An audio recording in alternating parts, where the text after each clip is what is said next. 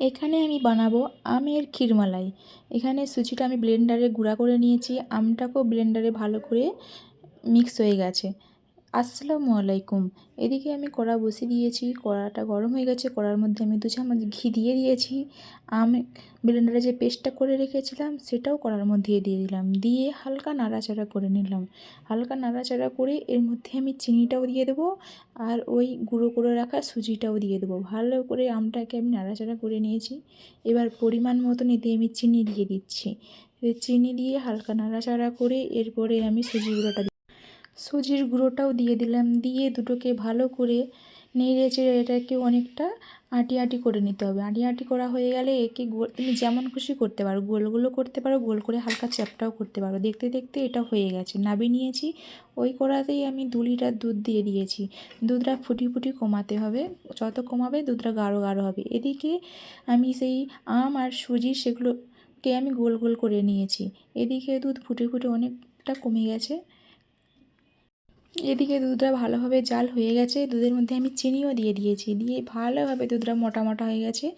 এবার আমি ওদিকে সুজি আর আম যেটা আমি গোল গোল করে রেখেছিলাম সেগুলোও দিয়ে দিলাম, দিয়ে ভালো করে এটাকে হালকা ফুটাতে হবে।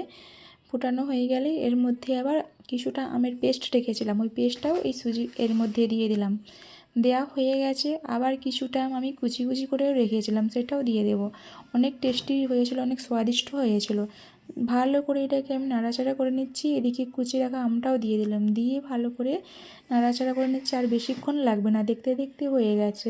এটা গরম গরম খেলে টেস্টি লাগবে, তার থেকে টেস্টি লাগবে এটা ঠান্ডা হয়ে গেলে।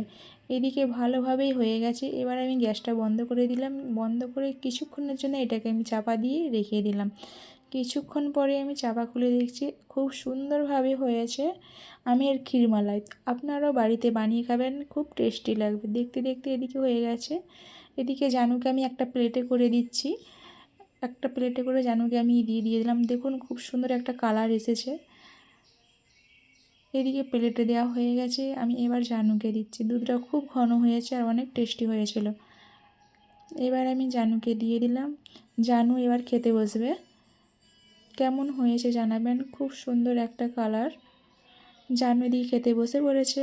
প্রচুর পরিমাণের গরমও ছিল, ঠান্ডা হয়েছে তাও গরমও ছিল। এদিকে জানু খেতে বসছে।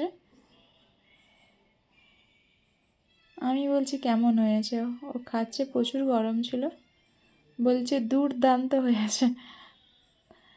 আপনারাও জানাবেন কেমন হয়েছে, আর আপনারা সবাই ভালো থাকবেন। বাই।